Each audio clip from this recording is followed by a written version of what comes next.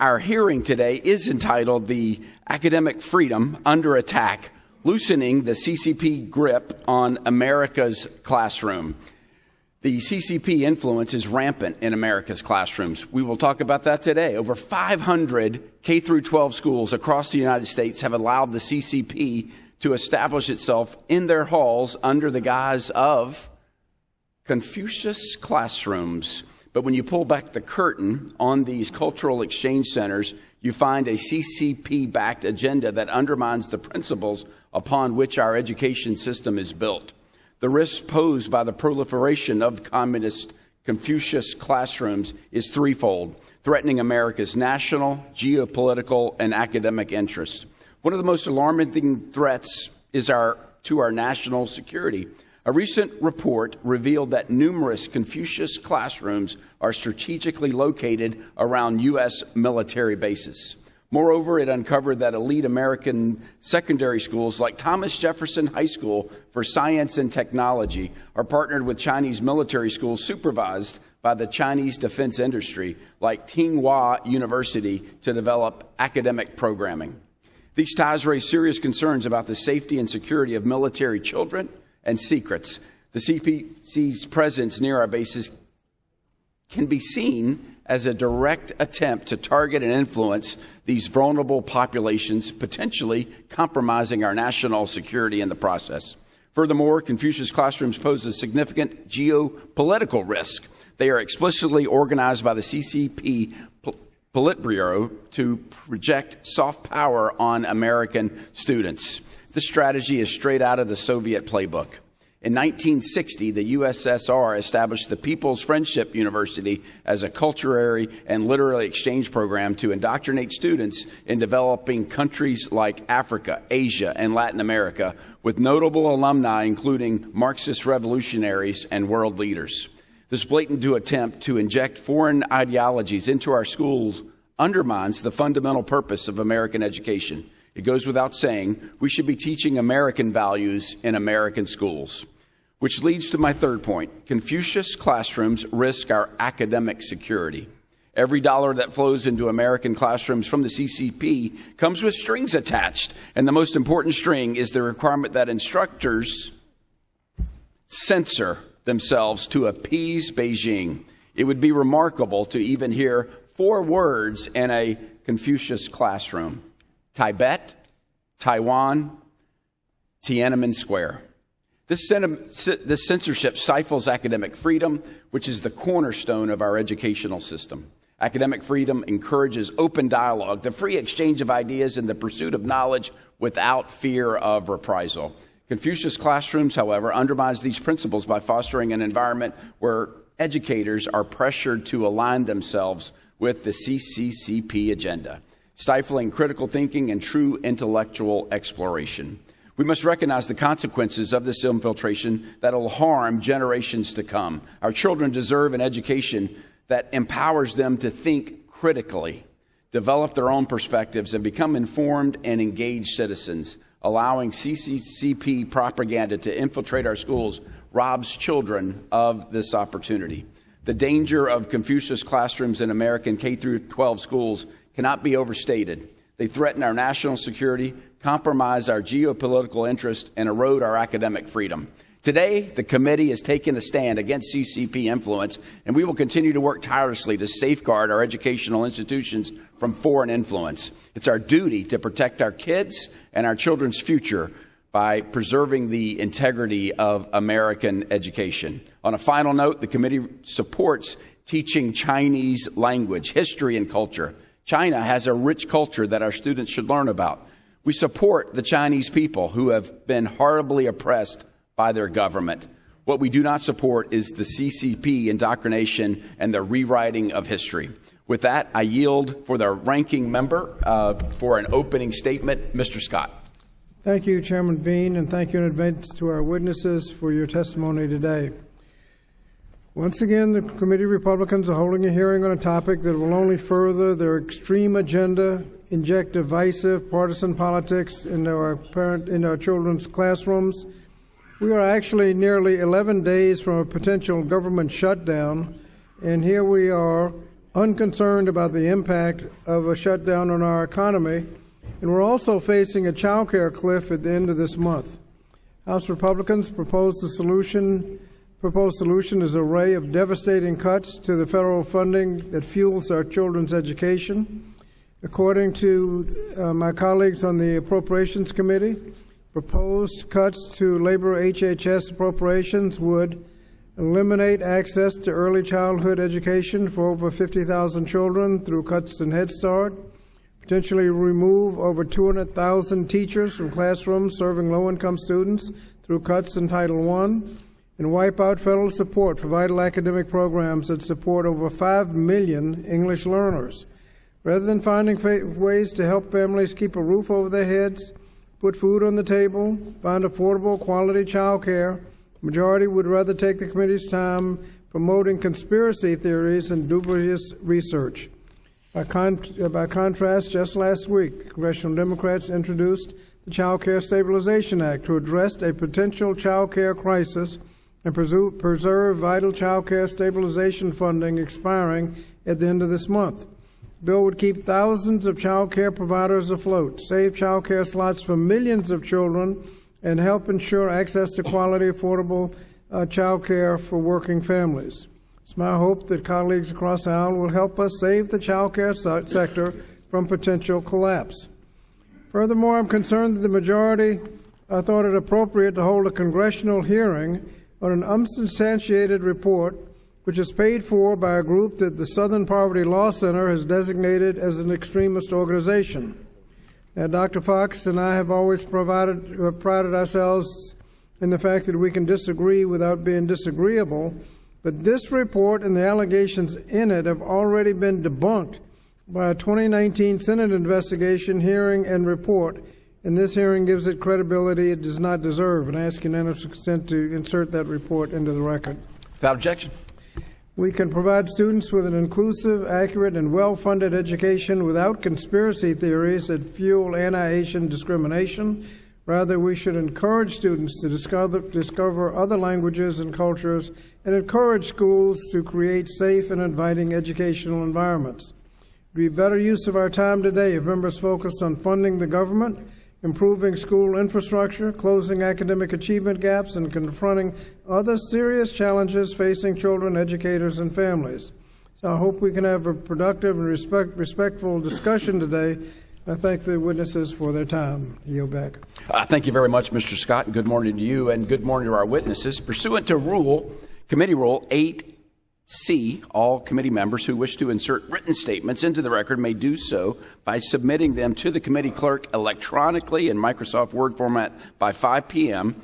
after 14 days from the start of this hearing, which is October 3rd, 2023, and without objection, the hearing record will remain open for 14 days after the date of this hearing to allow such statements and other material referenced during the hearing to be submitted for the hearing record. And with that, members, let's get to our all-star panel. For the first introduction, I will yield time to the gentleman from Michigan, Mr. Wahlberg.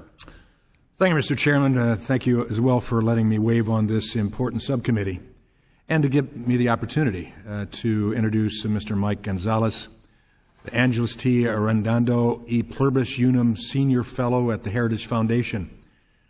He writes on multiculturalism, assimilation, nationalism, and foreign policy.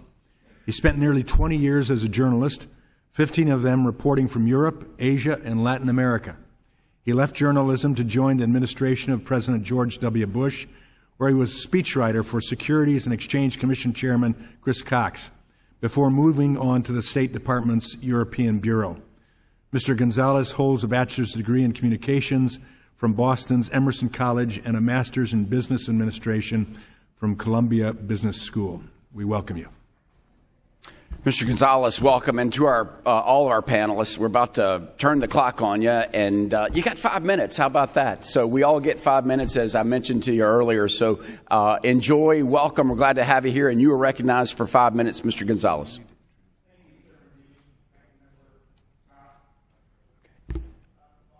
For inviting me. My name is Mike Gonzalez. I am the Angeles T. Arredondo Senior Fellow at the Heritage Foundation. The views I express are my own, should not be construed as representing any official position of the Heritage Foundation. As he said, I lived in Asia as a journalist for a decade, spending my last 2 years in Hong Kong as editor of the Wall Street Journal's Asian editorial page, from where I directed coverage of Asian issues, including the People's Republic of China and the Chinese Communist Party. I'm also proudly on the advisory board of Parents Defending Education, whose July study, Little Red Classrooms, has led to this hearing. The classrooms in question refer to the Confucius classrooms, which are the K-12 school equivalents of Confucius Institutes. The institutes are PRC-sponsored centers set up at universities around the world. They teach Mandarin and Chinese culture, but also fund China research. In the words of a comprehensive heritage study released in March, the institutes in the classrooms give CCP agents a foothold in the U.S. In exchange for money, the schools self-censor about the reality of the PRC and the CCP and allow the spread of PRC propaganda. In 2015, I authored one of the earliest papers on the institutes. One of my recommendations was for the Congress to explore, quote, whether the PRC's efforts to influence Americans through academia and Hollywood represent an attempt by a foreign government to manipulate a democratic population, unquote. 8 years later, this question remains at the heart of the issues facing this committee. Last week, I spoke to Ian Oxnevad, a researcher at the National Association of Scholars, who is currently writing a study on all these issues, and he told me there are a lot more Confucius classrooms than institutes. Once again, the classrooms are K through 12, the institutes are in colleges and universities. A 2019 Senate report said there were 519 Confucius classrooms operating in the U.S. Oxnevad estimates that there are still around 500 classrooms in our country. Just because they're not called Confucius classrooms does not mean they're not, he told me. They are basically a turnkey program for Mandarin that is all expenses paid. Paid by whom, you may ask? By the CCP. Most of the institutes and classrooms were supposed to have been closed. In March 2021, the U.S. Senate voted to prohibit funding for universities that hosted the institutes unless the contracts had clear provisions that protected academic freedom. The absence of transparency has been a big part of this problem. Of 111 institutes that have closed or are in the process of closing, at least 28 have been replaced with similar programs, and at least 58 have maintained close relationships with their former Confucius Institute partner. This duplicity reinforces my view that our government must ban all the institutes and classrooms. We must end all collaborations between U.S. institutions and Chinese entities affiliated with China's Ministry of State Security or other security and intelligence agencies. A foreign communist party cannot dictate what our children learn. The United States is an open society that enjoys the free exchange of ideas, whose people form opinions and then vote accordingly. China is none of those things. It is a communist dictatorship where the CCP retains a monopoly on power. Our two nations face, therefore, asymmetric informational warfare. China's influence on our schools is aimed at presenting to students a version of the PRC that does not accord with reality. China seeks to be seen as a normal country, say democratic Chile or Portugal. But China is an important country with many contributions to civilization, but China is not a normal country. All of China's 1.4 billion people have their liberties extremely restricted. China's most famous political prisoner is a publisher by the name of Jimmy Lai, who today, at the age of 75, languishes in solitary confinement in a Hong Kong prison on a trumped-up violation of China's draconian national security law. On the 26th of this month, Mr. Lai will mark 1,000 days in prison. Now, I know Jimmy Lai. Jimmy Lai is a friend of mine. I can tell the members of the Congress and the American people that Mr. Lai is a tireless fighter for liberty, one we must never forget. Xi Jinping put him in prison for speaking truth to power. The Confucius Institutes and the classrooms concealed this sordid record by restricting debate on Taiwan, Tibet, Tiananmen Square, the suffering of Jimmy Lai, and many, many other things. You, our political leaders, have the responsibility of stopping this gross interference on how the youngest among us learn about what is likely to be our main adversary for the 21st century. Thank you very much for your time and attention. Mr. Gonzalez, thank you so much for your testimony coming before us. Let's introduce the rest of our panel, and then we will hear from each and every one of you. Our second witness is Ms. Hazela Perez Kusakawa, who is the executive.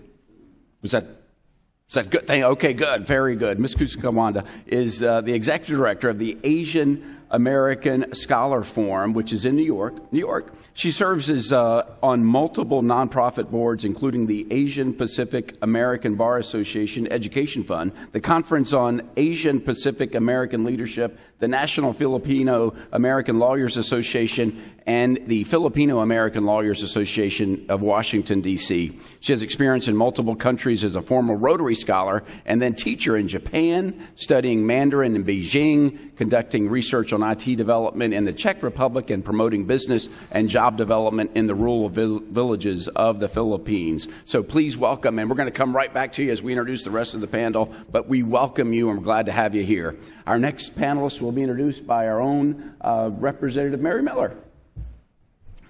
Our third witness is Mrs. Nicole Neely, who is president and founder of Parents Defending Education, a nonpartisan, nonprofit national organization giving parents the resources and support they need to advocate for their children's education.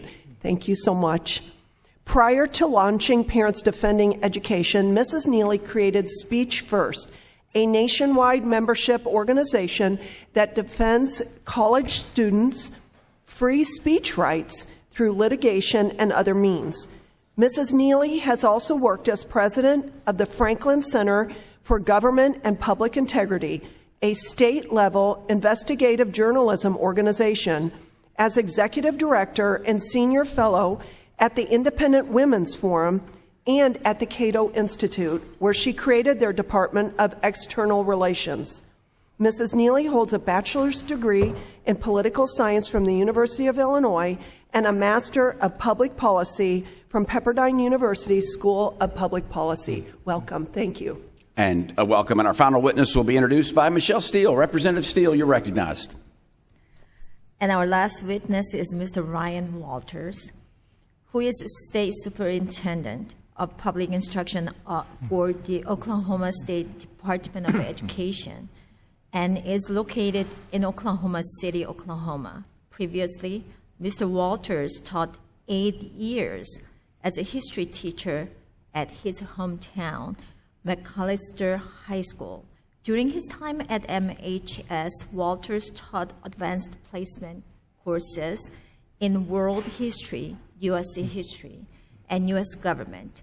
The Oklahoma State Department of Education named Mr. Walters as an Oklahoma Teacher of the Year finalist in 2016.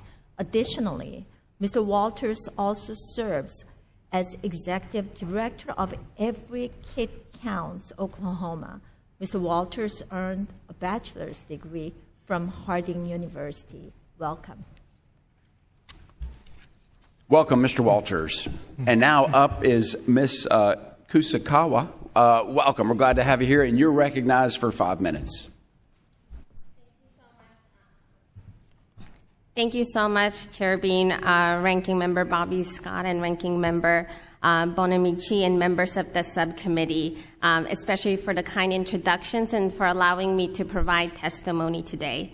As we take on U.S.-China tensions, it's important to recognize that the Asian American community has a long history of being treated as perpetual foreigners. Seen as perpetual foreigners, we too often are perceived as outsiders and make for convenient scapegoats as economic or national security threats. Therefore, it becomes essential that we do not allow U.S. tensions with a foreign Asian country to translate into an overreaction by the federal government or within our education system that leads to negative impacts for the Asian American community. We have seen the tragedy that can happen when we do not exercise caution and consider the Asian American experience. More than 80 years ago, over 120,000 U.S. residents of Japanese ancestry were incarcerated in remote detention camps in the name of national security, under the rationale that any people of Japanese descent are somehow more prone to committing acts of sabotage or espionage. Congress eventually acknowledged that these actions were motivated largely by racial prejudice, wartime hysteria, and a failing of political leadership.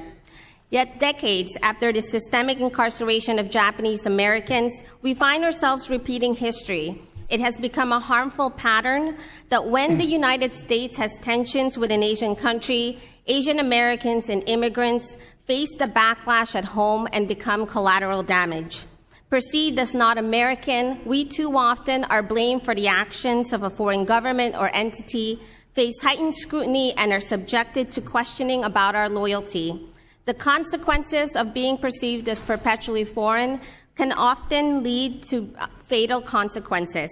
This was the case for Vincent Chin, a Chinese American who was murdered in 1982 by two white men who mistook him as Japanese at a time when U.S.-Japan tensions were high due to economic competition. Like all too many before him, Vincent was treated as a scapegoat and blamed for the problems that the American auto industry faced in competition with Japan. In this modern age, Asian Americans are still made for convenient scapegoats, experiencing both years of anti-Asian hate and violence within their own neighborhoods and homes, and also heightened scrutiny from their places of learning or employment or by their own government. We have seen in the past decade how U.S. government officials have fueled anti-Asian bigotry through xenophobic and anti-China rhetoric and policymaking. As a result, alarmingly, 1 in 5 Americans believe Asian Americans are partly responsible for COVID-19, and 1 in 3 Americans believe that Asian Americans are more loyal to countries other than the United States. Asian Americans such as Professor Xiaoxing Shi, Sherry Chen, Gong Chen, and Ming Hu have found themselves subjected to heightened scrutiny and their lives upended along with many other scholars. This intensified under the Department of Justice's China Initiative, and the decision by the administration to end the initiative was a welcome step towards healing for our communities, but we still have a long way to go in addressing how racial bias can permeate our society, federal government, and our academic institutions. An annual survey revealed that 1 in 2 Asian Americans do not feel safe due to their race and ethnicity, and 80% do not feel that they belong with young and female Asian Americans feeling the least like they belong. Of those surveyed, 47% attribute the violence that Asian Americans face based on the blame that they receive for Chinese government spying.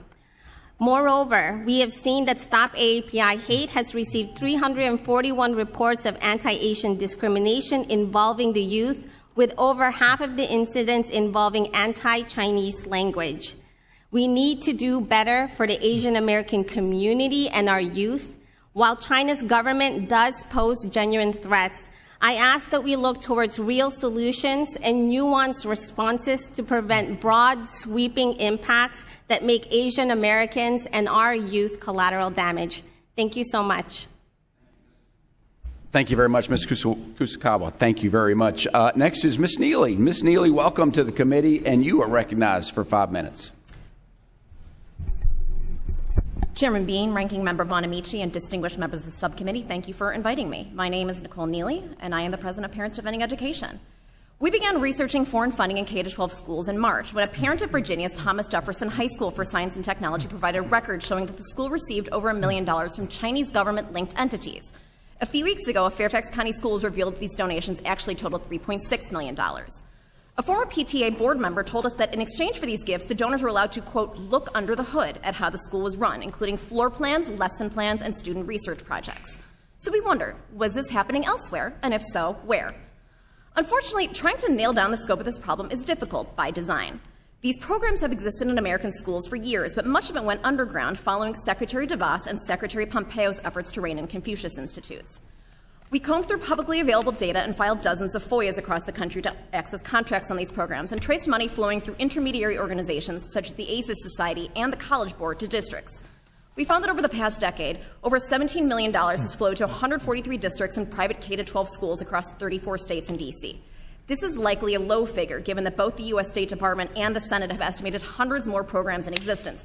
This sum is only what we have been able to verify.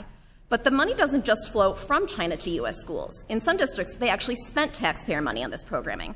In Nevada, Clark County schools paid over $250,000 in salary and benefits to Chinese teachers. We learned that we need to follow not only inflows, but also outflows. Aside from money, also consider the teachers. Many districts use educators provided by the People's Republic of China, but these teachers are not neutral. In March 2019, President Xi Jinping called on educators to instill patriotism in the country's youth and reject wrong ideas and ideology. Educators who express opinions about Falun Gong or criticize party leadership lose their jobs, so remaining teachers are either true believers or have been cowed into silence. A FOIA from TJ included names of teachers who visited in 2017. 5 of the 6 were CCP members, with 1 receiving an award for being an outstanding communist. Another delegation several months later featured a VIP guest, the party's secretary from Zhejiang Provincial Education Department. As employees, foreign nationals are given access to district servers and student information. PDE's work identified 20 districts around the country located near military bases, and we believe that base commanders deserve to know whether potentially hostile foreigners may have access to data about the children of military personnel. Finally, there are curriculum concerns. Multiple contracts reference books and curriculum being provided from Confucius Institutes or partner universities in China. A contract from one California district stated that textbooks, reference materials, and AV materials would be provided by Yunnan Normal University, a school designated medium risk by the Australian Strategic Policy Institute because of the university's research on ethnic minorities and ties to the government's ethnic affairs bureaucracy. Parents and administrators do not know what curriculum is being used in these classrooms and must defer to teachers who were hand-selected and vetted by the PRC. What might this look like in practice? A 2017 documentary shows a student at the University of Michigan singing at a Confucius Institute concert about how Chairman Mao nurtures the people on this land, a slap in the face to the 40 million Chinese citizens who died during the Mao-created famine. As parents, we deserve to know whether hostile nations are pumping propaganda into our children's heads. Some parents may wish to ask their school to hire a teacher from Taiwan instead, while others might want their student to take a different foreign language class. I am a mama Wolverine, and I want my son and daughter to be taught true history about the Uyghur genocide, one-child policy, and the repression of dissidents like Jimmy Lai, not the alleged virtues of communism. America needs greater transparency around foreign funding in our schools. Families lack basic information, so they cannot make informed choices about whether they want their children to participate in these programs. As you said, this is a matter of national security. Over the past year, it has become abundantly clear that America has not fully appreciated the foreign threats aren't just overseas, they're also on our shores. From farmland purchases to spy balloons, secret police stations to battery factories, our country's openness is being weaponized against us. In July, we sent letters to governors asking them to investigate this issue in their states. Unfortunately, few seem to consider this an issue of concern. We ask that you use your influence to communicate the acute nature of this danger to politicians in your respective states. Our other request is one of oversight. We believe that it would be constructive use of the FBI's investigative power to research China's influence in American education, both to monitor programs still in existence and determine the extent of the damage that has been wrought to date. This might be a better use of the Bureau's finite resources than investigating school board parents, a directive still in force today because Attorney General Garland's October 2021 memo has never been rescinded. As members of Congress, you swore oaths to defend the Constitution against all enemies, foreign and domestic. I ask you today to uphold this oath in order to protect not only our Constitution, but also our children. Thank you. Ms. Neely, thank you very much for coming and your testimony. Our final witness from Oklahoma, please welcome Mr. Ryan Walters. Mr. Walters, welcome. You're recognized for 5 minutes. Thank you very much. Good morning, Chairman Bean and members of the subcommittee. Thank you for inviting me to speak on the topic of foreign influence in K-12 schools. This is a pressing and deeply concerning issue that has ramifications far beyond the K-12 school system. The head of the CCP Central Propaganda Department wrote in 2010 that the Chinese regime should, quote, actively carry out international propaganda battles on core issues and, quote, do well in establishing cultural centers and Confucius institutes. The Chinese government actively set up schools, both in higher education and K-12, with the institution to spread communism and undermine the United States. Knowing this, any response and solution should be bipartisan and a non-controversial issue. We must protect our kids and not allow a hostile foreign government to indoctrinate them. I would like to thank Parents Defending Education for their initial reporting and bringing awareness to this issue of foreign interference, specifically the Chinese government in our K-12 education system. Following the discovery that one of our school districts in Oklahoma, Tulsa Public Schools, was named in the report, my staff diligently conducted a further investigation into the issue and discovered a disturbing connection between the CCP and that school district. Through a series of CCP-affiliated nonprofits, that school district maintains an active connection with the CCP through a program called the Confucius Classrooms, even after the federal government cracked down on similar programs in 2020. The role that the CCP plays in some of our K-12 schools is an issue that goes far beyond the realm of education and has national security implications. Through programs such as Confucius Classrooms, we are allowing a hostile, foreign, anti-democratic government a foothold into our schools. As we saw the initial launch of Confucius Institutes in the United States, when CCP-associated programs are present, there is a demonstrated track record of infringements on academic freedom and the whitewashing of Chinese history. As I'm sure you know, conflicts today are fought on a very different dimension than they were in years past. While we might not take up conventional arms against China and other hostile foreign governments, there is still a deep underlying conflict using the weapons of information, misinformation, and propaganda. It is hard enough to root out Chinese misinformation and propaganda without providing them an influence inside of our schools. The Trump administration had the common sense to stomp out Chinese influence in higher ed. However, it remains to be seen if that common sense exists in the current administration. The American public, as well as Oklahomans, are encouraged that this committee is recognizing that extreme danger and the threat that it provides. I urge that Congress pass a law to ban schools from accepting money from hostile foreign governments and to prohibit schools from entering into data sharing agreements with hostile foreign governments. At the state level, state education agencies should require districts to report any foreign money they accept and any nonprofit money they accept. At our last State Board of Education meeting, we passed this measure, and it will allow us to conduct a more thorough investigation into foreign influence into our schools and provide more transparency to Oklahoma taxpayers. The acceptance of the CCP into our K-12 education system is a small part of the epidemic in the education policies of the far left. The left's education policies attempt to remove parents from their child's education while offering a seat at the table for anyone who wants to promote anti-American positions. These policies undermine the Constitution and the American way of life. And I cannot stress enough how urgent it is that we take action to ensure our education system protects the Constitution and American values. As a government and history teacher, I've taught about these efforts for years. What we see are tyrannical governments using education as a tool to control the masses. Hostile foreign governments use their education system to maintain the dangerous cult of personality that allows the current regimes to stay in power. We see active disinformation campaigns that are in place within these hostile governments, but actively on U.S. soil also. Misinformation and propaganda are dangerous tools in the hands of authoritarian governments, and we will not allow these tools to be used in American classrooms. We are not communist China. In our classrooms, we will teach true history, and we must take an immediate action against hostile countries who attempt to shroud the history and propaganda. The role that people like Nancy Pelosi and Joe Biden have played in vilifying parents while directly empowering hostile foreign governments is shameful. While we've seen it in higher ed, we are now seeing it in K-12 as we surrender academic freedom and American values. It is an honor to represent the people of Oklahoma here today to shine light on the undermining of our country. Thank you for your time. Mr. Walters, thank you very much for all of our witnesses for coming in right as the clock ended. Thank you so much. We're now going to have a conversation, and the conversation begins under Committee Rule 9, where we will have questions under the 5-minute rule. Put the clock on me because I'm going to begin.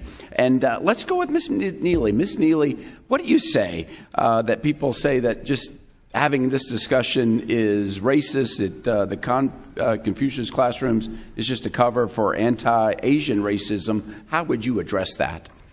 My grandparents on my father's side met in an internment camp. They met in Manzanar. I know what anti-Asian racism looks like. My family has experienced it. This is not it. Making ad hominem claims that this is a racist hearing is intended to shut down this debate and not engage on the merits. This is a matter of foreign funding. The Chinese government is in an adversarial position against our country right now. And frankly, there are other countries that are also making similar forays into our education system. We are not saying that students shouldn't have access to foreign language programs. That is not what's happening whatsoever. We are saying that parents deserve to know who is funding these programs so that they can decide whether they want their children to participate at all. Making sure what our children are learning is factually accurate is important. And for that to be called racist, I think is appalling. And again, is intended to shut down this discussion altogether. Thank you very much. Mr. Gonzalez, basically the same question. What do you say that when people say this is just racist, the studying of Chinese influence on classrooms? What do you say to that, Mr. Gonzalez? Well, thank you, Mr. Bean, Chairman Bean. I got to say, although I subscribe to almost everything that Ms. Perez-Kusakawa said, I'm somewhat dumbfounded by the idea that opposing a government that suppresses the rights of 1.4 billion Chinese people is racist. I don't see how these two issues even relate to one another. We have a real problem with the PRC, a dictatorial communist regime that produces fentanyl that killed 70,000 Americans in 2021, that harasses our warplanes and our naval vessels, that claims that China sees as its domain, that has numerous violations of human rights. We have to make sure that that behaves not as an adversary, not as a competitor. We have to make sure that this government does not influence our very young. It does not tell them, does not give a vision of China through our schools or through Hollywood or through the NBA or whatever, that China, that everything that is happening in China is normal. We have to know this.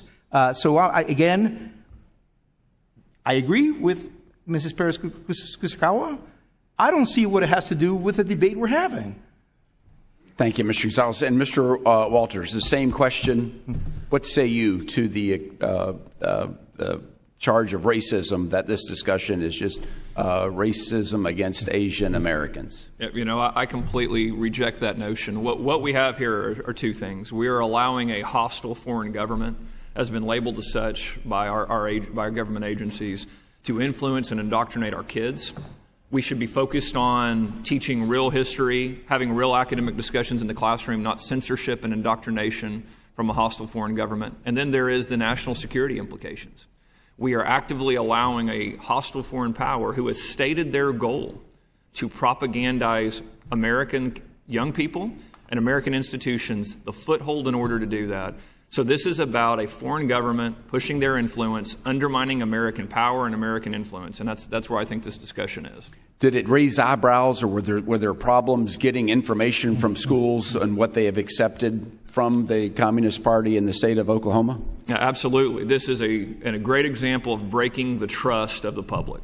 What we have here are these affiliated CCP groups where the money flows into multiple of these groups, which makes it very difficult for our state agency and for parents and taxpayers to see where is the money going, what are the exact expenditures of these programs, and exactly what is the curriculum, where is all of this coming from. It is very intentional. Our team looked at it and said, this is tremendous, the efforts they're going to shield exactly how the money is being spent. Very good. Thank you so much. We only got a brief moment left. Mr. Gonzalez, you mentioned Mr. Lai. Can you give a quick history of who Mr. Lai is in the brief moments we have left? He is a very good man. He is a publisher. He published Hong Kong's last independent newspaper. He's been put in prison for speaking truth to power. He's not guilty of any of the charges they have brought up against him. He's a very pro-American man. And I'll just leave with one thing that he said to me once when we were meeting at his house in Hong Kong. Liberty is like oxygen. We take oxygen for granted. We take breaths every second. We don't realize it. But if somebody tries to choke us, we fight for oxygen. It's the same thing with liberty. When somebody takes your liberty away, we fight for it. He's now in solitary confinement. Thank you very much, Mr. Gonzalez. My time's expired. I now recognize Mr. Scott for 5 minutes of questions. Mr. Scott, you're recognized. Thank you. Thank you, Mr. Speaker. Mr. Speaker, we haven't said this is racist. We've said that there was a Senate report after investigation, hearings, and a report that debunked this entire issue. Ms. Kusakawa, are you familiar with that report? Yes, I am. Can you say a word about it? Yes, the report that you referenced to, there has already been, as you've mentioned, multiple investigations into Confucius Institutes, including by the Senate committee entitled China's Impact on the U.S. Education System. And according to that report, it did not find security risk or threats to intellectual property. This is supported by other well-reputed institutions, including the Brookings Institute as well as the Hoover Institute at Stanford University. Thank you. Now, as you mentioned, the United States has a history of excluding, targeting, and scapegoating Asians and Asian Americans as a security threat based on race, religion, and nationality. How does this targeting lead to anti-Asian hate? Yes, and I think really that's at the heart of the question, which is we are not accusing folks of being racist, but merely asking for caution and really exercising critical and careful approach, understanding the unique experiences that Asian Americans have, especially currently as U.S.-China tensions have peaked. We want genuine dialogue, looking into data-driven approaches and considering where do you genuinely need our resources to be allocated and how do facially neutral or well-intended approaches, how that may have a disproportionate impact on Asian Americans.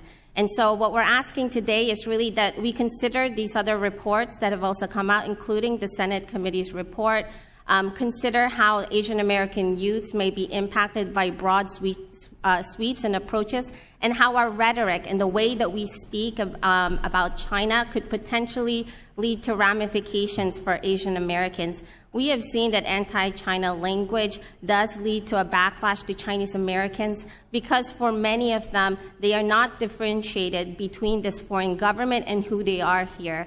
Now, this is something that is a very important matter to me. I have heard directly from impacted persons during my time as an attorney listening to legal referrals.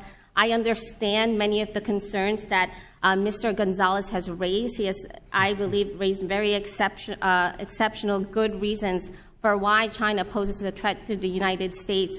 But I really ask that folks consider that even though there are real, genuine threats, there is also a real, genuine backlash that the Asian American and immigrant community faces.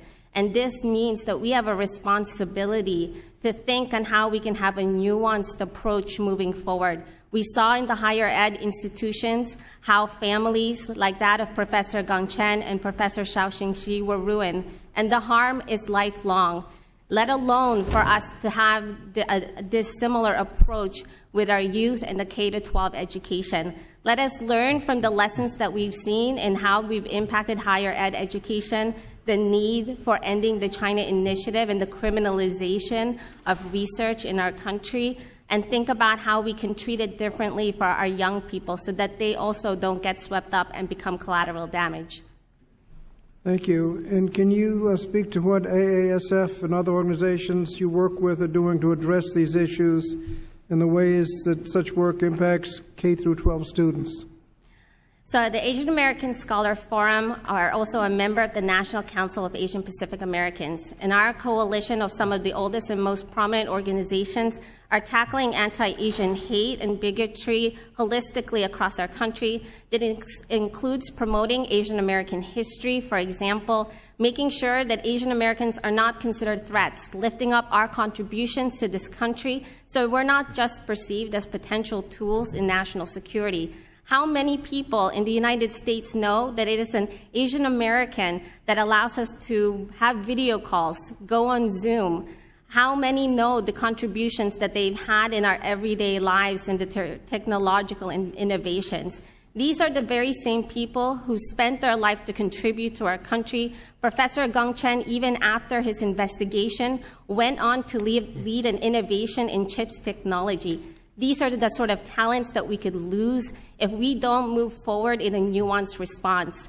We want to cultivate talent here. We want the United States to remain a U.S. leadership in science and technology because many of the immigrants, many Asian Americans came to this country voting with our feet, rejecting the values of China's government and looking for the American dream. Thank you. Thank you, Mr. Scott. Our order of questions will be Ms. Steele, followed by Ms. Bonamici. Ms. Steele, you are recognized for 5 minutes. Thank you, Mr. Chairman, for hosting this important hearing on foreign influences within our classrooms. I'm a first-generation Korean American. I was born in Korea and raised in Japan. And I speak Korean as my first and Japanese my second and English my third. In my district, 41% of first generations are in the district, and out of that, 37% are first generation Asian Americans.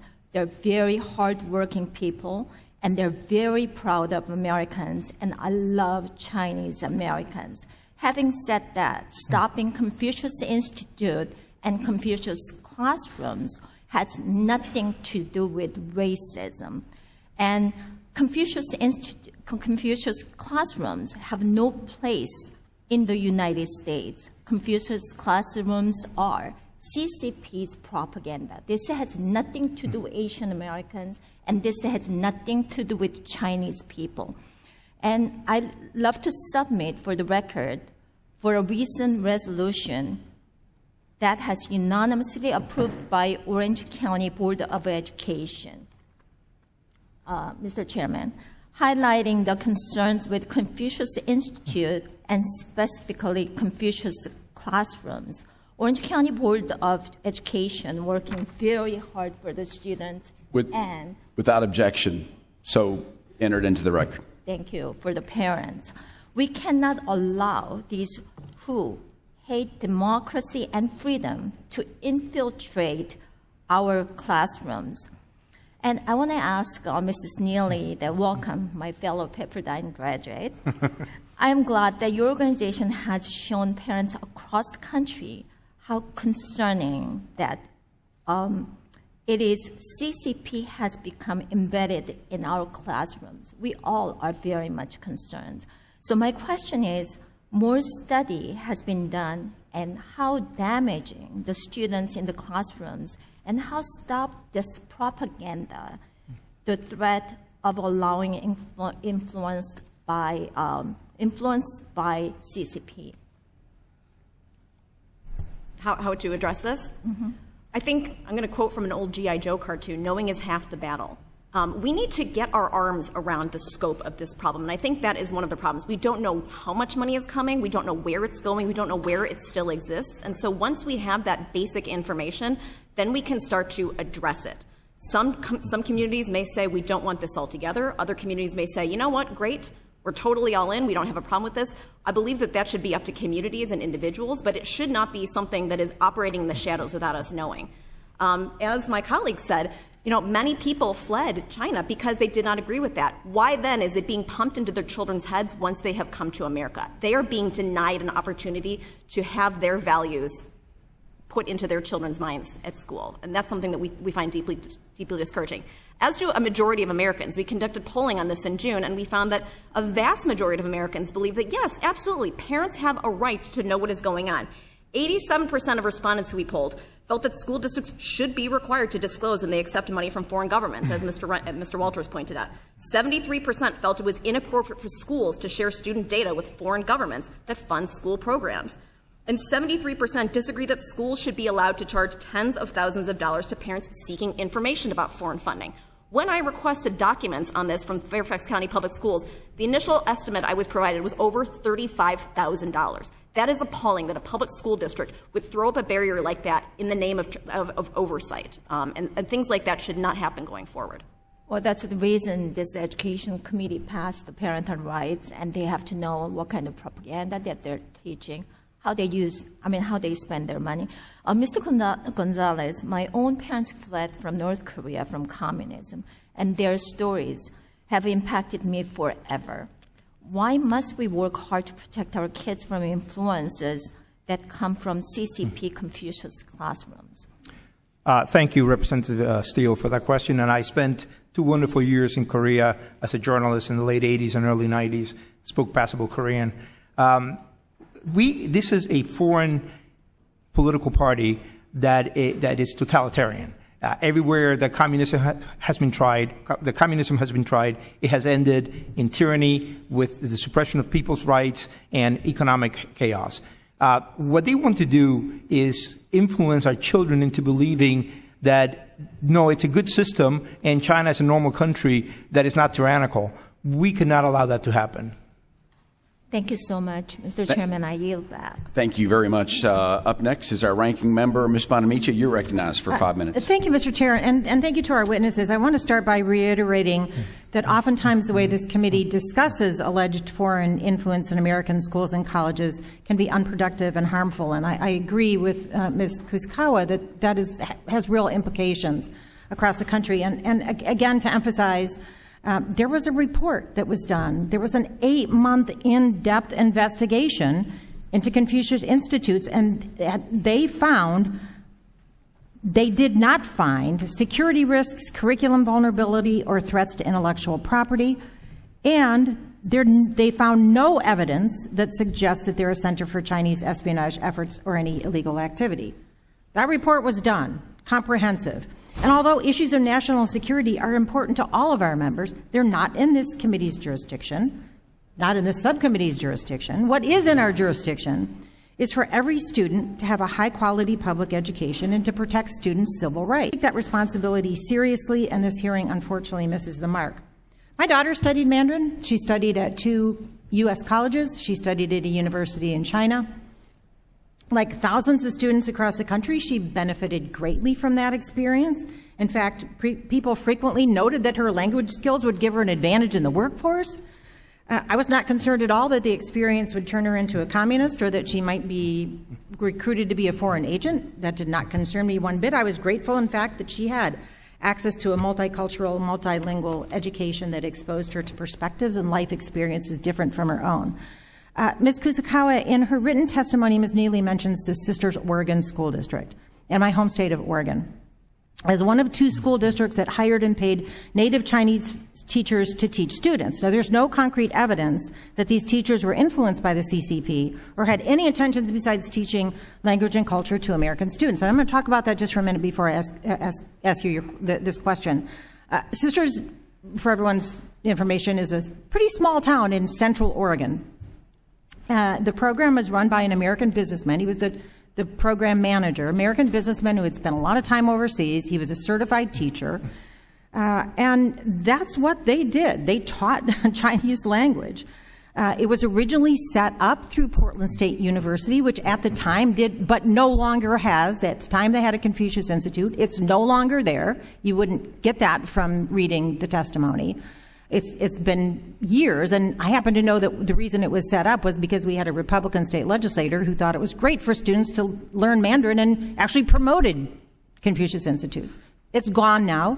They're concerned that the program might not be able to continue, but they're working on it because they see it as a tremendous advantage for students to be able to become bilingual. And I note in Ms. Neely's testimony, you also make there's a comment made about how Americans don't know what's in the curriculum because they're not bilingual. I assure that the people in Sisters know what's in that curriculum. They have a director who's bilingual, and they make that happen. So Ms. Kawa, why is it beneficial? Why might it be beneficial for students to have the opportunity to learn a language directly from a native speaker or someone who's fluent? And why would a school district want to hire a teacher to teach a variety of world languages? Thank you so much.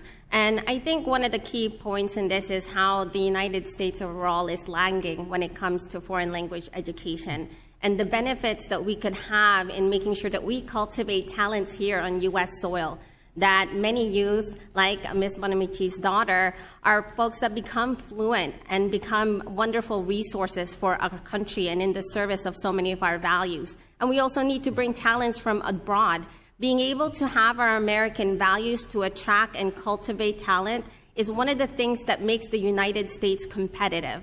We have always been known as a beacon of light in the world, and we want to make sure that we continue to be that beacon of light. And what's a really integral part of that is making sure that our youth become global leaders. And a key part of becoming global leaders is making sure that they're bilingual, multilingual, that they have exposure to different cultures and languages that will train and hone their skills to the benefit of our country. And so there are a lot of benefits in making sure that they have this engagement with native speakers.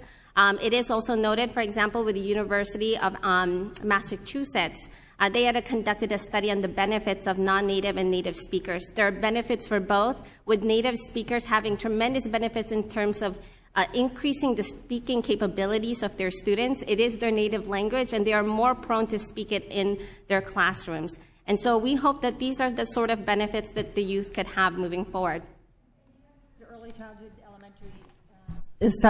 Early Childhood Elementary Subcommittee, I'll note that I've done academic research in this area, and it's actually very beneficial for students to study a second language or any world language. It helps them in their other topics, and it helps them to think critically. So that's what we should be talking about today, Mr. Chairman. I yield back. Thank you very much, Mr. Bonamici. Up next is Utah. Burgess Owens. Representative Owens, you're recognized for questions for 5 minutes. Thanks, Mr. Chair. I appreciate it.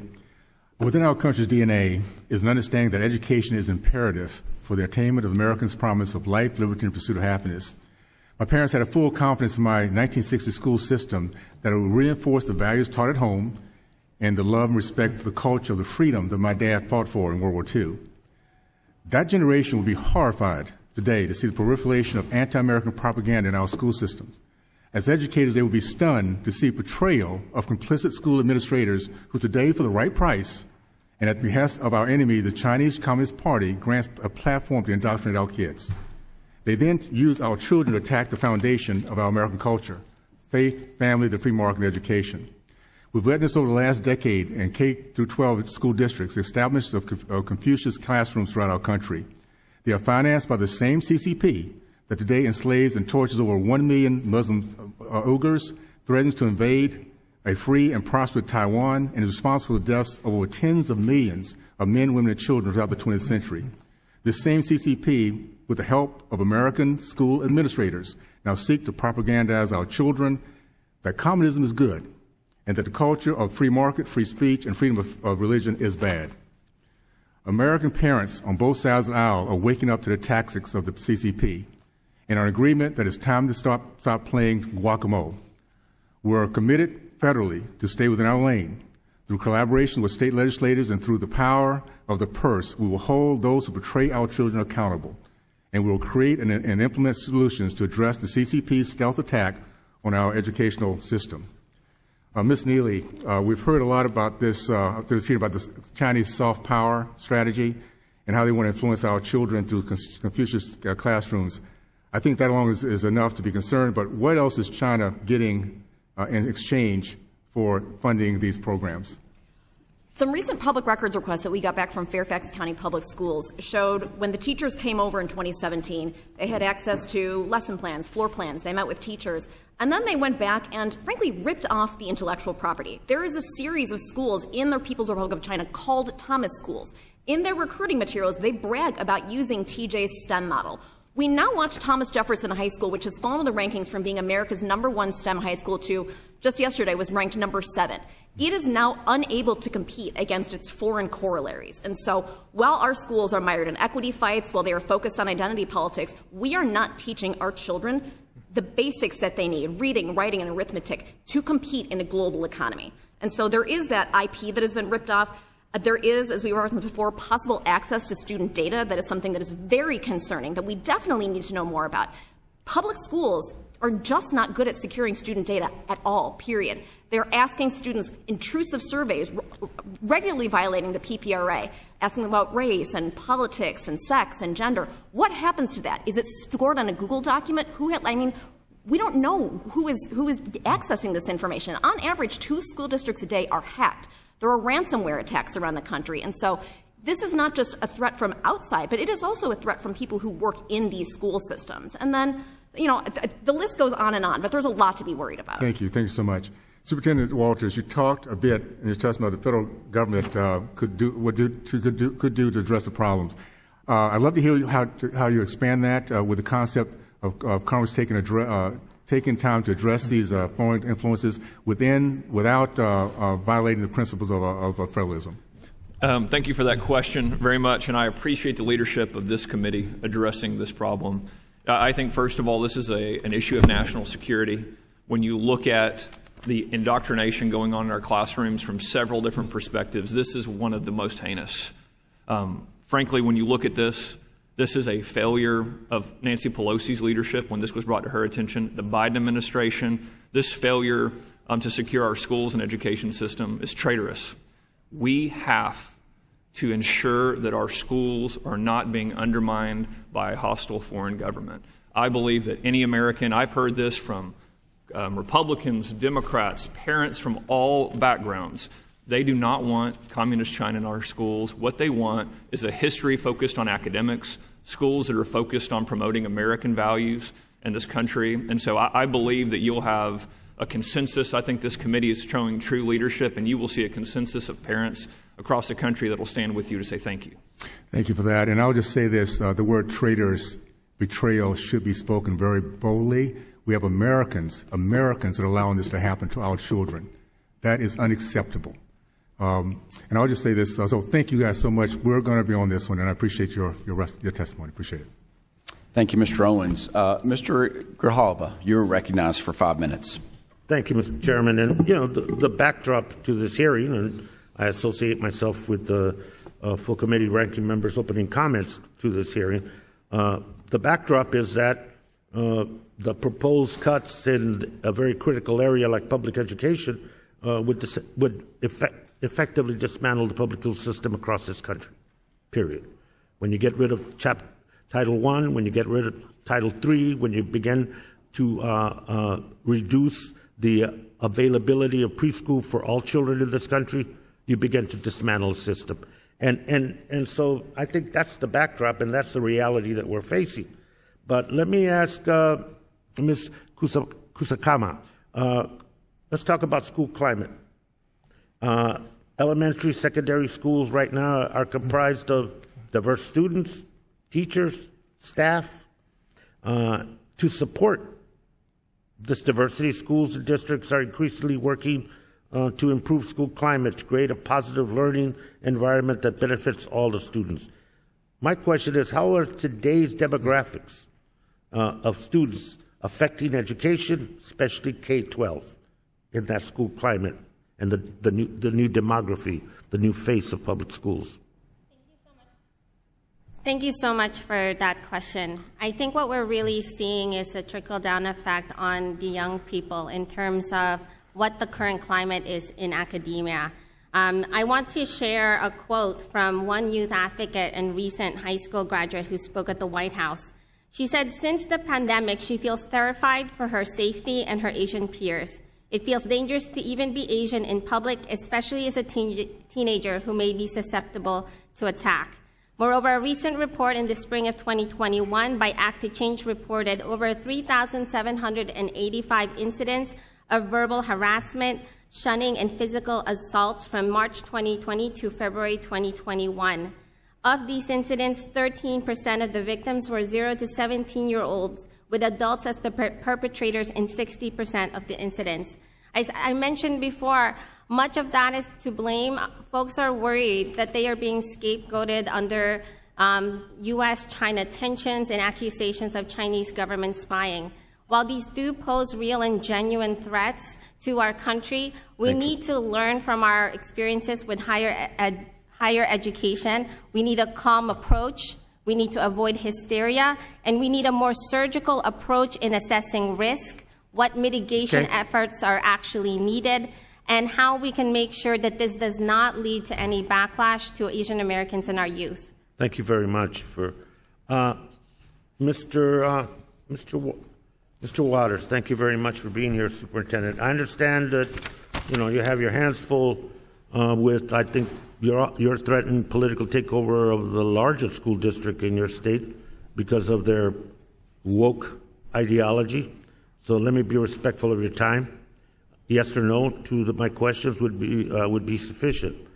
Would you say your testimony focuses a lot on the influence of outside funding in our education system and how that undermines our public school system? It talks about the global influence, but little questions about consistency here. Would you say it is a conflict of interest to have oil and gas fracking entities and industry dictate education curriculum on the environment in your schools? Yes or no? These are American companies that are a benefit to American economy, so I don't see any issue with them having influence in our education system. But that's okay. Yes, sir. Yeah, they're a benefit to American society. No, I'm just looking for consistency, my friend. Are you aware that PragerU, the non-accredited education site for which you just announced a partnership, has received millions of dollars from oil and gas interests, and that's okay? They promote American values and support our history without Okay. indoctrination. Yes, sir. Which leads me to the question about, do you think public dollars should go to private entities without any transparency, without any oversight?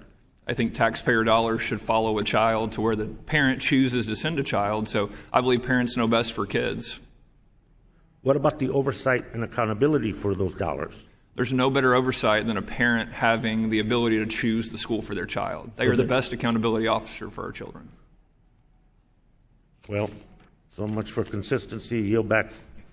Thank you very much. Let's go to Representative McLean. Representative McLean, you are recognized for 5 minutes.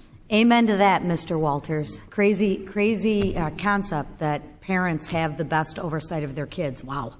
I can't even believe that's controversial. But anyways, thank you, Mr. Chairman. Thank you to all the witnesses being here today.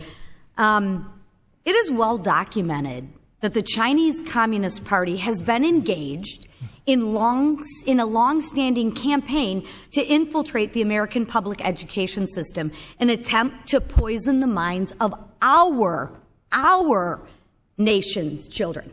So I'm here to represent our kids, the American children, the majority. That's my job.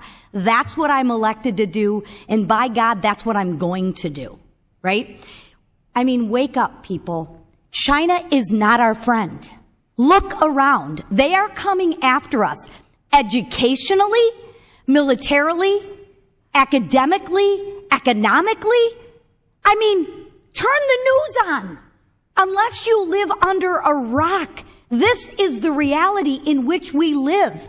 And I will not apologize to protect our American children. Period. End of conversation. Because that's what the voters in my district elected me to do. So with that, sorry, a little bit passionate, story got away from me.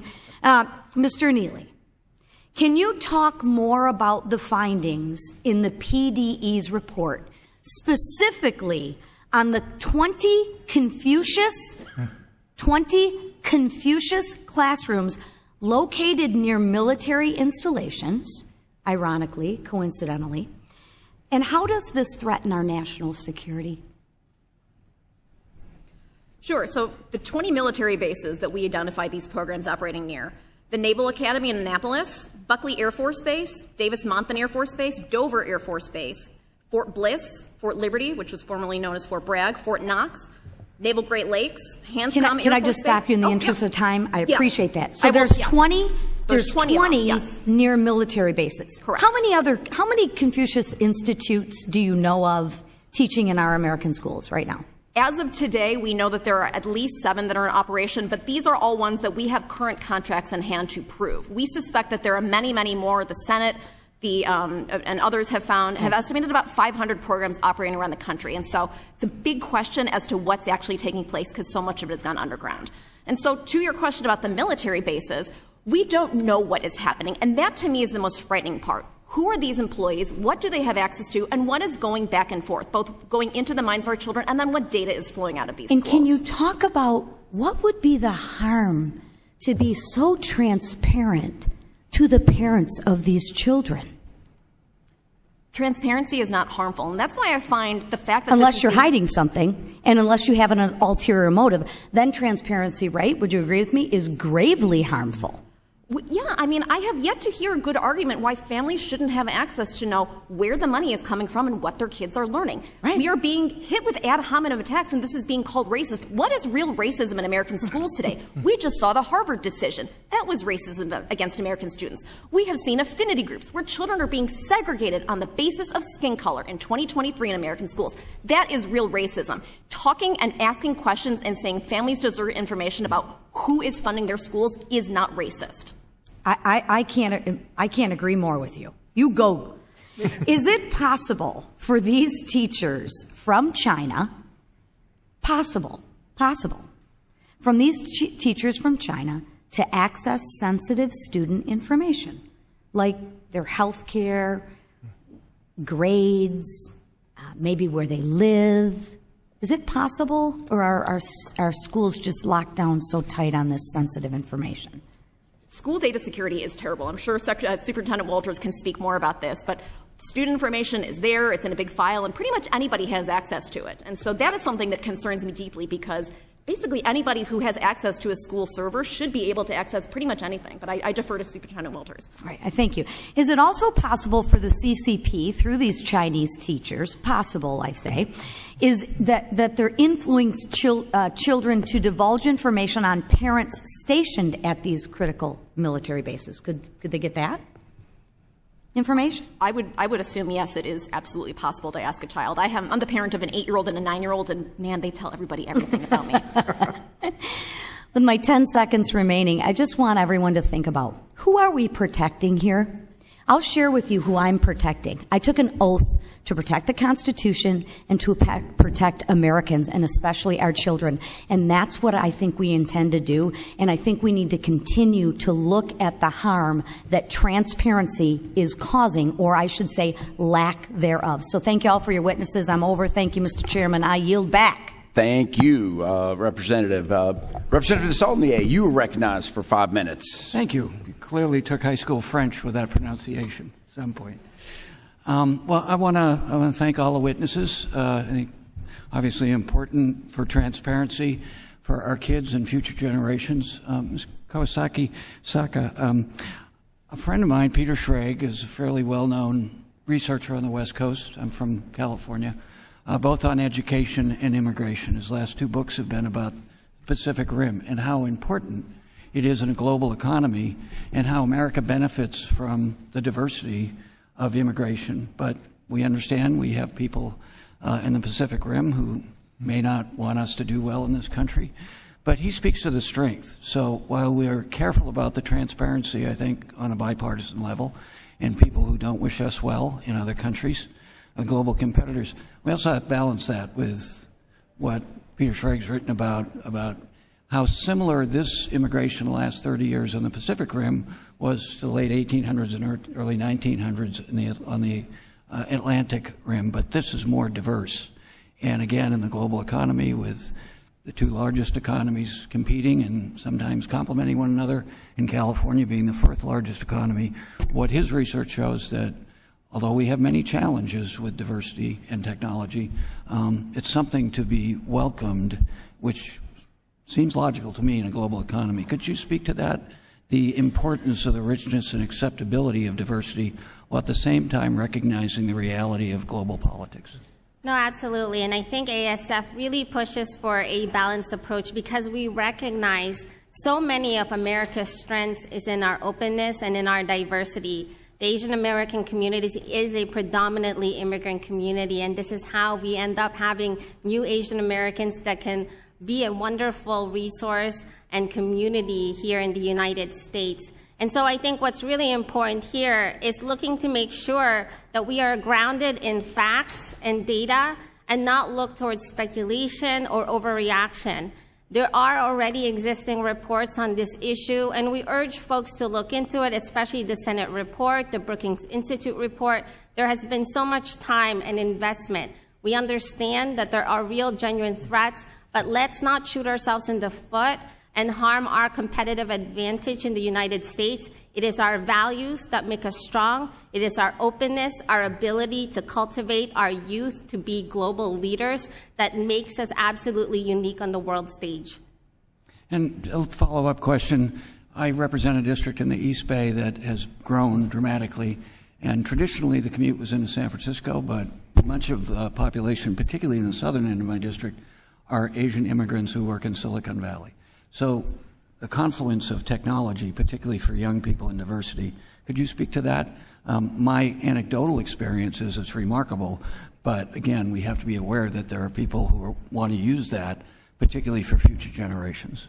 Yes, actually, in the current climate, we have seen a report, for example, that our membership had drafted and was published in the Proceedings of National Academies, from which many Nobel laureates come from, had found that we are actually losing talent in the United States. We are having researchers who are scared of applying for federal grants. And at the end of the day, this hurts our technological advancement here in the United States. Losing talent is not just about losing one person. It's about losing a potential innovation, our advantages in chips technology, the innovations that we ended up having in cell phones because of contributions of Asian Americans. And so this is a widespread issue in our education system, in our private sector, in our academic institutions, and we need to make sure we have the right approach. We need to be data-driven in our policies, and we need to take into consideration the Asian American experience. They are the people our country needs, their contributions, their talents, and their attributes, and we hope that that can be taken into consideration. Well, I really appreciate that. I'll just finish with what my friend Peter talks about in his 2 books, about that this wave of immigration is actually assimilating faster than the European waves of immigration. So having someone who grew up on the 128 corridor in Boston and watching my parents and grandparents talk about their assimilation, Peter's research would suggest that this is actually a model, that this immigration, again, acknowledging that there's a global competition, and we, to the other witnesses, in their perspective, we can't be naive about what other global competitive economies and their rulers want to do to this country. Thank you. I yield back. Mr. Saulnier, thank you so much. We now recognize Mr. Thompson from Pennsylvania. You're recognized for 5 minutes. Well, Chairman, thank you very much. I think, just a context for this, thank you for this hearing. I think it's just important to point out our problem is not with the Chinese people or people of Chinese descent. The problem is with the current Chinese government. So, let's focus where the problem is. I believe in root cause analysis, and it's the Chinese government. It's not the Chinese people or Chinese Americans or anything like that. And I think we need to be eyes wide open here. Why is this really risen to the top? And it should be talked about anyways, but frankly, we have the Chinese government that, we hear all the time about the purchase of U.S. agriculture acreage by the Chinese government, some of that in proximity to military installations, some of it not. Spying both in and over the United States has been in the headlines.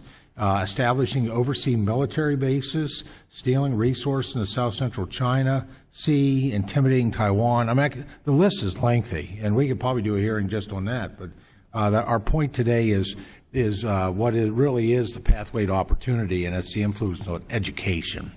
And so I want to thank the chairman and all of our witnesses. As our students in schools struggle to recover from pandemic-induced learning losses, I think we can all agree that this is an appropriate time to evaluate every aspect of our children's educational system, including foreign influence by foreign countries. Now, while we have discussed issues of foreign influence in higher education, I'm increasingly concerned about the reports of the Chinese government influence, and I include the military with that, in our elementary and secondary schools. Now, we know that soft power is one of the main ways that the Chinese Communist Party seeks to gain influence around the world, and we must remain on guard of these attempts on U.S. soil. They don't do it in a vacuum. There's a short list I shared with you, among other things, that China is very aggressive right now, and probably has been, and we just haven't been paying as close attention in the past. Mr. Gonzalez, in your many years of working around the world, can you tell us a bit more about where you've seen the CCP use so-called soft power to gain influence over local communities and other countries?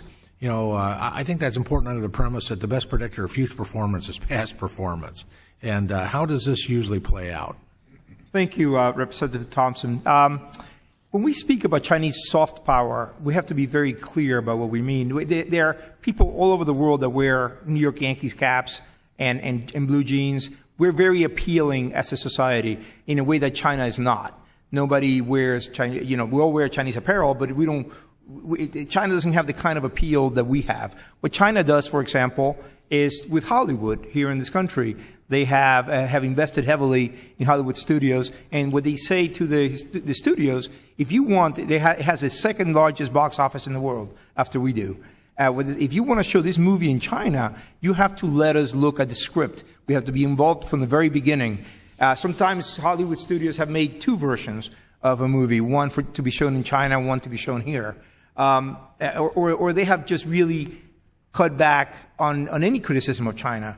Richard Gere, who was a top box office hit in the 90s, all of a sudden disappeared. Why did he disappear? Because he was best friends with the Dalai Lama. And China sent very clearly the message, if you use Richard Gere in any of your movies, you're not going to be able to show any of them here. So that is the kind of thing China does all over the world. It also, for example, buys radio stations in Australia, here in the U.S., in many other countries. You're not aware that you're listening to Chinese propaganda, that you're not going to hear anything about the Uyghur genocide. You're not going to hear anything about how China violated its word that it gave the world, that it was going to respect the rights of Hong Kong citizens, and it has done nothing of the sort. You're not going to get any of that in any textbook or any teacher that comes from China, from the PRC, to teach in our schools. This is a major issue, one that should really be bipartisan. And I thank you, Chairman Bean, for holding this very important hearing, because this is an issue that should concern all of us. So, Mr. Gonzalez, with about 30 seconds left here, you said we should be taking measures, we should be showing action. What measures do you believe Congress can take today to ensure that we prevent the influence of malicious foreign actors in and around our nation's schools? Well, as Ms. Neely said, I think we should demand transparency in the contracts. What is wrong with transparency? The American people have the right to know what is in the contracts between the Confucius classrooms or the remaining Confucius institutes and the schools. Hanban, well, there used to be Hanban, it's now another institution that runs the Confucius classrooms and institutes. Transparency is something we should all welcome as a democracy. Thank you. Thank you. Let's go to Mr. Williams of New York. You're recognized for 5 minutes and questions. Thank you, Mr. Chairman. Thank you all for being here. I think this is an important topic of our day. In May of 1989 was the last time I was in China. I was there during the Tiananmen Square protest as part of a visiting school trip, and spent several days in the capital. And among the students that were protesting there, it was only, I guess, about 3 or 4 weeks later that we learned what the consequence of that would be. During my time, I visited Beijing University, Beida, and saw the Freedom Wall and the expressions of hope and aspiration and desire in the eyes of the Chinese students. Following fall semester, I enrolled at Harvard University in an Asian Studies program, Chinese Studies program. Many of the dissident students who had fled their country were present and had firsthand testimony of all that had occurred. I think we all know how the Chinese Communist Party views education. They view education as being entirely subordinate to the party, to the message of socialism and communism, and they will brook no debate on that topic, including rolling tanks in Tiananmen Square and threatening their own people.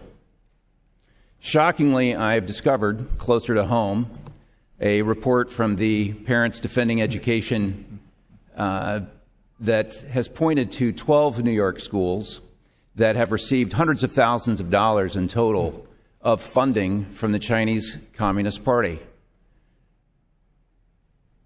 Have they discovered some new enlightenment of supporting education in America? I don't think so, because they are diametrically opposed to what the goal of education in America should be, which is to produce students, to produce citizens that are able to express themselves, able to know their own thoughts, that are able to articulate their values and defend them against the government if necessary. So I doubt seriously if funding from the Chinese Communist Party has anything positive to do with education in America. So this is a deeply problematic issue for me. I recently wrote a letter to our governor, Governor Hochul, asking her to stop this, to investigate it, to root it out, and to eliminate it. And I would ask your help. My first question is, what can state governments like mine, how can I advise Kathy Hochul to mitigate the influence of the Chinese Communist Party in our education system? How can we protect the children of New York? Thank you for your question, and I appreciate your sentiment there. In Oklahoma, what we've done is we have required every district to tell us if they've taken any money from a foreign government. We are also requiring them to turn over any funds coming into their district from a nonprofit. What we have seen is Communist China utilize affiliated nonprofit groups to do that. I think this is, every state should do this. It gives you the ability as a taxpayer, as a parent, as a grandparent to see what's going on in the schools, and then we should start banning this practice. If I may just follow up in the time that we have, at a federal level, looking at the Department of Education and this Congress, what is it that we can do that can help address this issue nationwide? I know Representative Jim Banks sent a letter to Secretary Cardona asking him to investigate this. Senator Tim Scott led a similar effort on the Senate side. At the higher education level, there is Section 117 of the Higher Education Act, which requires the colleges disclose gifts of received from and contracts with a foreign source that combined hit $250,000 or more in a calendar year. We ask that you put in place something similar for K-12, but I would urge you to put in place a far lower threshold. The average value of the gifts that we found was around $10,000, so very low. And as we know from the Bank Secrecy Act, there are bad actors that structure transactions to avoid that reporting threshold. And so I would urge you to have something that is very low and that brings in both contracts as well as pass-through entities, as Mr. Walters alluded to. It's interesting that we look for money laundering at amounts $10,000 and above, but we don't look for the influence of a hostile nation at a similar level. Thank you so much for drawing attention to this and providing your expertise. I yield back. Thank you very much. The chair is pleased to recognize the chair of the main committee, Dr. Fox. Representative Fox, you are recognized for 5 minutes. Thank you very much, Mr. Chairman. I want to reiterate what was said earlier about the fact that we're concerned about the influence of the Communist Chinese government here. We are not in any way conflating that concern with talking about Asian Americans. And we're very, very big believers in transparency in this committee. And everything that we talk about, that's what we are asking for.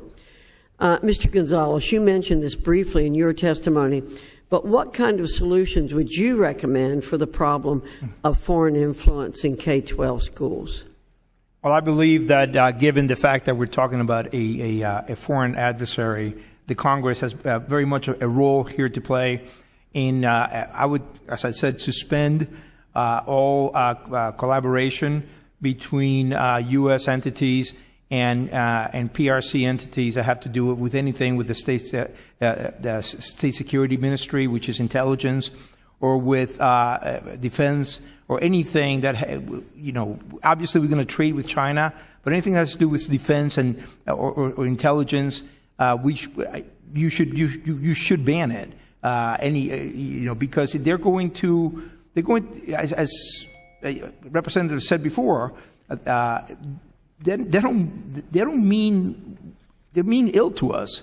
They're not paying for these books because we want to learn. They want us to learn. We should learn Mandarin. I've studied Mandarin myself personally, and Japanese and Korean. This is not what this is about. This is about a foreign party, a communist party run country that is trying to influence how we think and how we act. Thank you. I think it's important that that statement be very clear to people. Ms. Neely, we've talked a lot about the Chinese Communist Party, and for good reason, but I'm afraid other countries might try to copy what they're doing.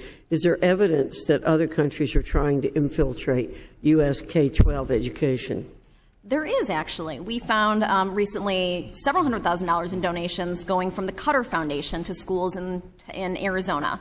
And in a public records request I got back, again, from Fairfax County Public Schools, we found an inquiry from the Skolkovo Foundation in Russia, which is tied to former Premier Dmitry Medvedev. We're still trying to chase that down, but it very much feels like American schools seem to have an open for business shingle out, and that is deeply worrying. Thank you very much. Ms. Neely, someone listening to this hearing might come away thinking this is a partisan issue, but I actually suspect that parents on both sides of the aisle do not want foreign governments, especially communist powers, indoctrinating their children.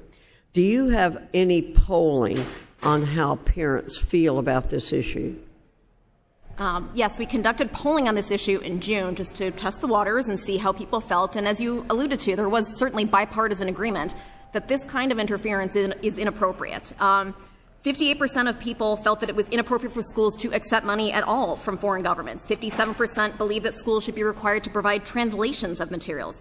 73% felt it was inappropriate for schools to share student data with foreign governments that fund school programs, and 87% felt that respondents felt that districts should be required to disclose when they accept money from foreign governments. Well, thank you. I'm going to do one more follow-up question on it. You've done a lot of work to give us a better sense of how deeply the CCP has become embedded in the classrooms. What can future researchers do to help us get a better sense of the problem? You know, the 2019 Senate report has come up a lot, and I think the world has changed a lot since then. We know a lot more, and I urge Congressional Research Service to update that report. Let's think back to when the spy balloon was flying over America a few months ago. Initially, we just thought, hey, this was harmless, and then when it crashed and we dissected it, we found out it was absolutely not. And so I think very much like with that, with the education reports, we should know we know more now than we did then, and we should continue to investigate this. Thank you very much. I yield back, Mr. Chairman. Thank you very much, Dr. Fox. Let's go to Mr. Wahlberg. Mr. Wahlberg, you are recognized for 5 minutes. Thank you, Mr. Chairman. Again, thank you for allowing me to wave on to the subcommittee. It's an important subject, and thanks to the panel for being here. The Communist Party has a long, dark history of political suppression, persecution, and violence, and that's against their own people. I think that's what we need to make very clear. Our hearts break for the Chinese people, whether they be Uyghurs or others, whether you have organ harvesting going on, religious, political persecution. And any of us who have been to China understand a repressive sense that you have there where truth isn't honored or even allowed. Unfortunately, we've seen a rise in the CCP's influence in our education institutes. And living in the shadow of major universities like the University of Michigan, I've seen it and experienced it. And for too long, didn't take it seriously myself.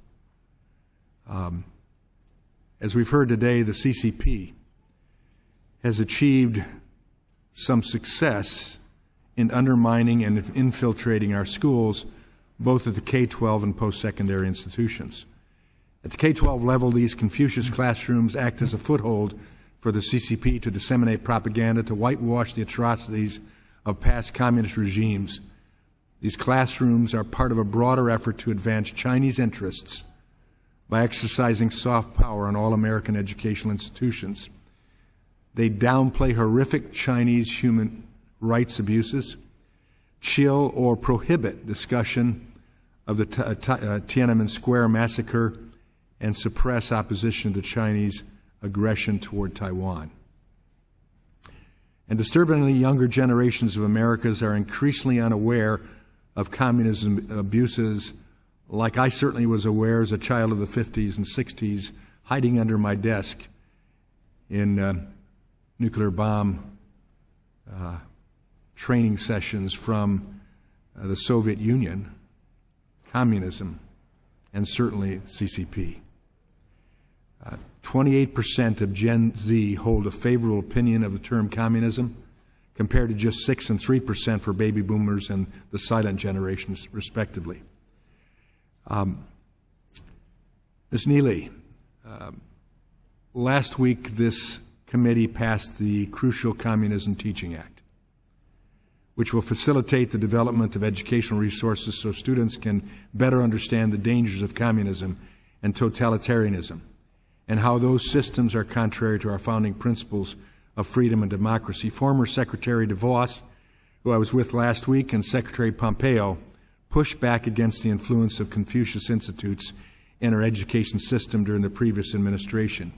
In your opinion, how can Congress and this administration build off the Trump administration's policies while still respecting local control? And I guess I would also ask Mr. Walters' answer to that, because I'd prefer that we not have a U.S. Department of Education, that the buck for education would stop at the greatest level at the State Department of Education. So, Ms. Neely first, and then Mr. Walters.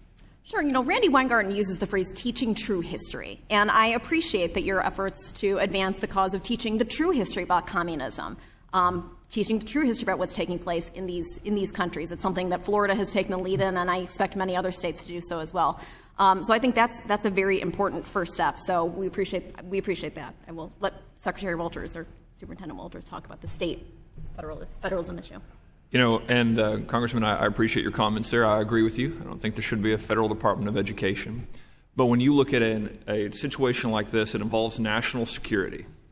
We're talking about an issue where we've got our military personnel preparing now for potential issues with foreign countries that are this adversarial.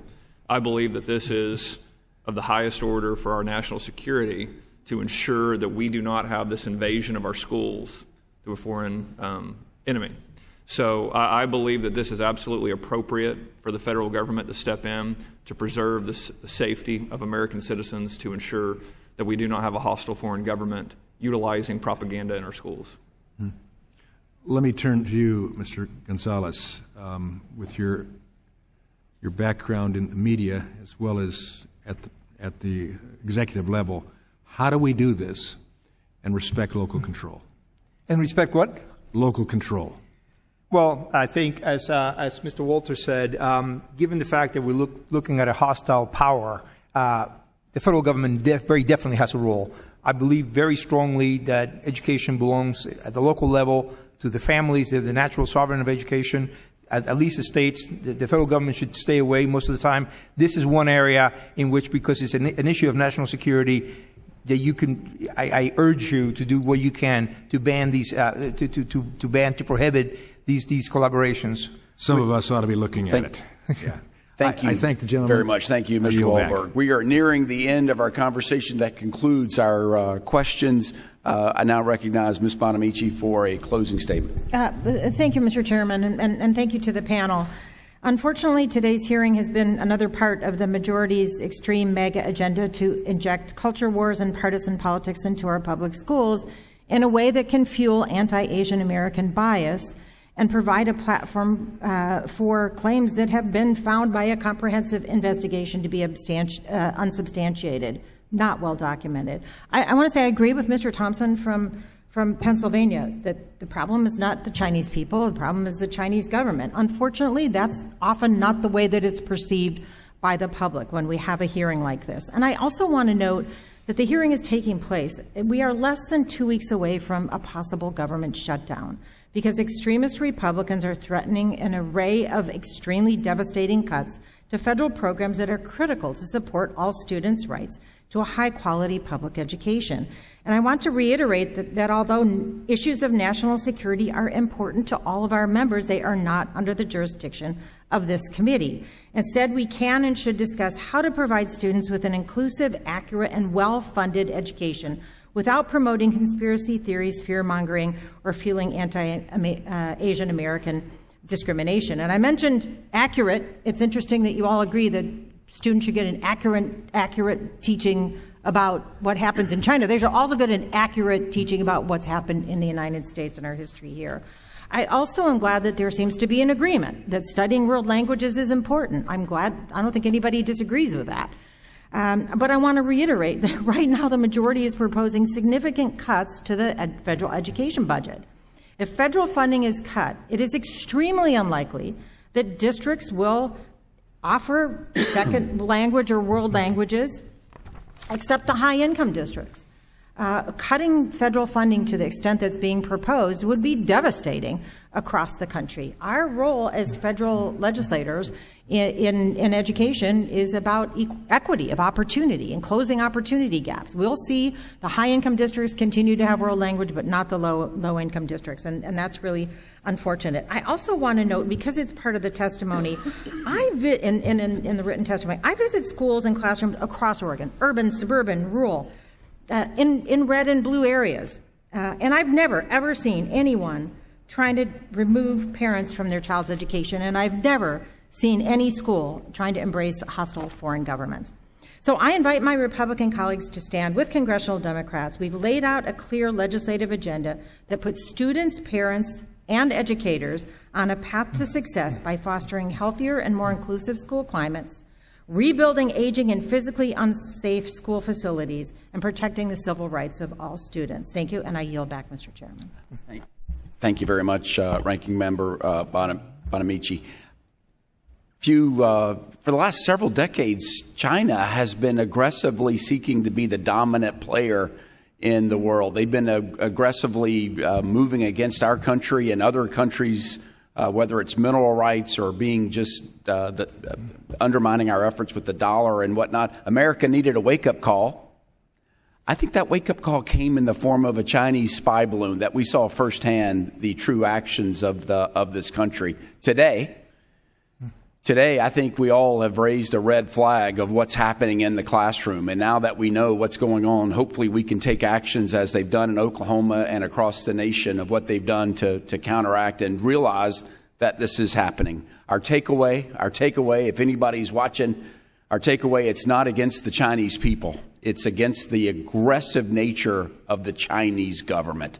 And so with that, I think we're all better off that we're armed ourselves with the facts and information that we can go work on giving our kids the best unbiased education that we possibly can give. Our panelists, you did great today. Thank you so much for making the trip. We appreciate your input and being a part of the conversation. Without objection, there being no further business, the subcommittee stands adjourned.